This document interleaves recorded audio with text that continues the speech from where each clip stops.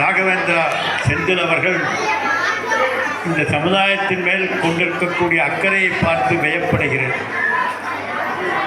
பன்னெடுங்காலமாக இவர் அத்தனை பேரையும் ஊக்குவித்து இந்த விழாவை நடத்தி கொண்டிருக்கிறார். இப்படி பாராட்டுவது என்பது ஒரு மிகப்பெரிய சமுதாயத்திற்கு ஒரு மிகப்பெரிய ஒரு பூஸ்ட். காரணம், பாராட்டை விரும்பாதவர்கள் இந்த உலகத்தில் யாருமே இல்லை. யாராவது எனக்கு அங்கீகாரம் வேண்டாம் என்று சொல்பவர்கள் யாராவது இருந்தால் சொல்லுங்க பார்க்கலாம். அது கல்வியாக இருக்கட்டும், வீடாக இருக்கட்டும், தொழிலாக இருக்கட்டும், எதில் யார் எந்த வேலை செய்தாலும் எனக்கு அங்கீகாரம் வேண்டும் என்பதிலே அத்தனை பேரும் ஆர்வம் கொண்டிருக்கிறோம். காரணம் என்னவென்றால், நமக்கு இயற்கையிலேயே வந்த தாழ்வு மனப்பான்மை. சிறு வயதிலிருந்தே நம்மால் முடியவில்லை குழந்தையாக இருக்கிற போது பெரியவங்க தான் அவங்கவுங்க வேலையை செஞ்சுக்கிறாங்க. சிறியவர்கள் நம்மால் முடியாமல் படுத்து கொண்டிருக்கிறோம். அன்றைக்கு என்னால் முடியவில்லையே என்று ஆழமாக பதிந்த அந்த சைல்ட்ஹுட் ப்ராப்ளமானது இறக்கின்ற வரை நமக்கு தொடர்ந்து வந்துகிட்டே இருக்கும்.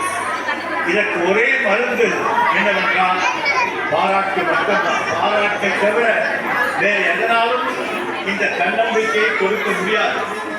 அப்படிப்பட்ட தன்னம்பிக்கையை மிக அற்புதமாக நமக்கெல்லாம் பெரியவர்கள் முதல் கொண்டு குழந்தைகள் வரை அத்தனை பேரையும் பாராட்டி ஊக்குவிக்கிறார். அவரை பார்க்கிற போது என்ன சொல்லி பாராட்டுவது என்று எனக்கு தெரியவில்லை. அப்படிப்பட்ட ஆழ்ந்த ஒரு சிந்தனையோடு சமுதாயத்தின் மேலே பெரிய அக்கறை கொண்டு அவர் இந்த நிகழ்ச்சிகளை நடத்தி வருகிறார். அதற்கு தேர்ந்தெடுத்த இடம் அற்புதமான இடம், அருள் சார்ந்த இடம், அருளாளர்கள் கூடியிருக்கக்கூடிய இடம். இந்த இடத்திலே உங்களுக்கெல்லாம் இந்த விருதுகள் கிடைக்கிறது என்பதை நினைக்கிற போது மிகவும் ஆனந்தமாக இருக்கிறது. காரணம், இங்கே வருவதற்கு முன்னால் இங்கே இந்த நிகழ்ச்சி நடக்கிறது என்று சொன்னார்கள்.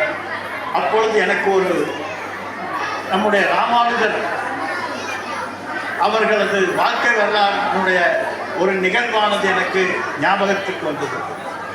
ராமானுஜரிடம் ஒருவர் 4000 திவ்ய பிரபந்தத்தை கொடுத்தார். ஒரு பெரிய ஞானி கொடுத்து விட்டு அவர் சொன்னார், குளப்படியில் மழை பெய்தால் குருவிக்கு லாபம், ஆனால் வீராணத்தில் மழை பெய்தால் விளைச்சல் பெறி உலகிற்கே லாபம்.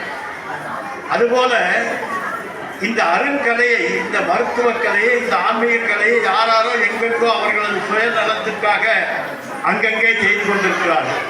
அதை வைத்து காசு பறித்து என்னவோ பண்ணிட்டு இருக்காங்க. அது அந்த குளப்படியில், அதாவது குளப்படி என்று சொன்னால் மாட்டினுடைய குழம்பு அடி. அந்த மாட்டினுடைய குழம்பு அடியில் மழை பெய்தால் அவ்வளோதான் தண்ணி இருக்கும், அதுக்கு குருவிக்கு மட்டும்தான் ஆகும்.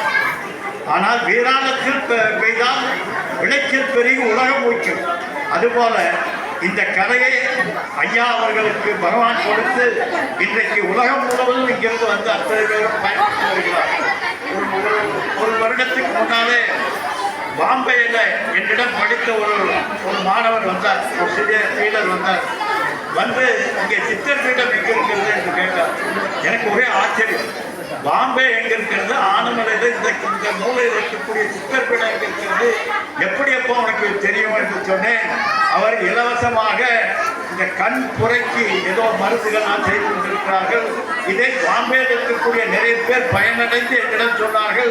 இங்கே நான் வந்தேன் என்றால் எனக்கு வேளாணமாக. அப்படி வீராணத்தில் மழை பொழிந்தது போல ஐயா அவர்களுக்கு இந்த வித்தை கிடைத்து இந்த நமக்கெல்லாம் மிகப்பெரிய ஒரு நன்மையை செய்து கொண்டிருக்கிறார். அதே போல இந்த நம்முடைய இந்த அமைப்பாளர் பாருங்க எப்படி ஒரு முறைப்படுத்தி இந்த நிகழ்ச்சியை கொண்டு வந்திருக்கிறார் என்று பாருங்கள். முதலிலே பெரியவர்கள் அந்த படங்களை எல்லாம் திறந்து வைத்தார்கள். எதற்கு இவர்களை எல்லாம் திறந்து வைக்க வேண்டும்? இவர் நம்முடைய வீட்டில் சாமி படங்களும் பெரிய தலைவர்கள் படங்களையும் அந்த காலத்தில் எல்லாம் மாற்றி வைத்திருந்தார்கள். காரணம் என்ன என்றால், நாம் எதை பார்க்கிறோமோ அதனுடைய தன்மையை பொறுத்து நம்முடைய மனம் மாறிவிடும். எப்படி பாட்டிலில் ஊற்றுகின்ற தண்ணீர் அந்த பாட்டிலினுடைய வடிவை எடுக்கிறதோ அதுபோல மனம் என்பது எதிரில் இருக்கக்கூடியவர்களது நிலைப்பாட்டை பொறுத்து மாறுகிறது.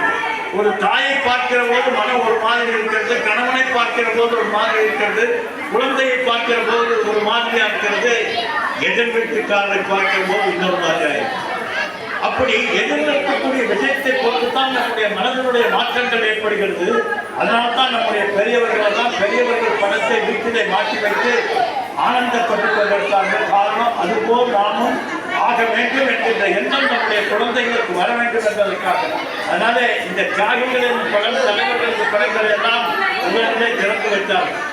அடுத்தது இருக்கக்கூடிய பெருமக்களை எல்லாம் பார்த்தால் இந்த சமுதாயத்திலே மிக மிக முக்கிய பங்கை அளித்துக் கொண்டிருக்கக்கூடியவர்கள் டாக்டர்கள், அதே போல காவல்துறையினர், ஆசிரியர்கள். ஆசிரியர் என்பது மிகப்பெரிய விஷயம். ஆசிரியர் பணி அறப்பணி, அதற்கே உன்னை அர்ப்பணி என்று டாக்டர் ராதாகிருஷ்ணன் அவர்கள் சொன்னது போல இவர்கள் எல்லாம் சம்பளத்துக்காக வேலை செய்பவர்கள் தங்களை அர்ப்பணித்து இந்த சமுதாய சிற்பிகளாக இருந்து கொண்டிருக்கக்கூடியவர்கள், அவர்களை முன்னெடுத்து பாராட்டியிருக்கிறார்கள். அதே போல குருமார்கள் இங்கே இந்த சமுதாயத்திற்கு நல்ல கருத்துக்களை எடுத்துச் சொல்லி நல்ல வழி நடத்தி கொண்டிருக்கக்கூடிய குருமார்களை பாராட்டுகிறார்கள்.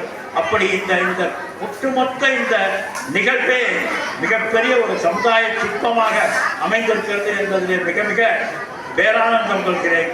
அப்படிப்பட்ட இந்த நிகழ்விலே கலந்து கொண்டு நீங்களும் இது போன்ற பெரியவர்களாக ஆகி இந்த சமுதாயத்தை சீர்படுத்தும் சிற்பிகளாக ஆக வேண்டும் என்று வாழ்த்தி விடைபெறுகிறேன். நன்றி, வணக்கம்.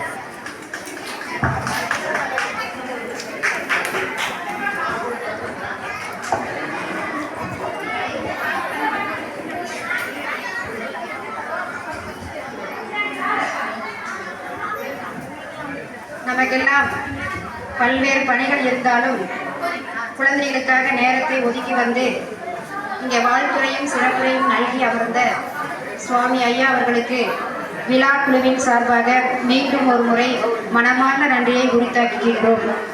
குழந்தை செல்வங்களுக்கு ஒரு அன்பான வேண்டுகோள்.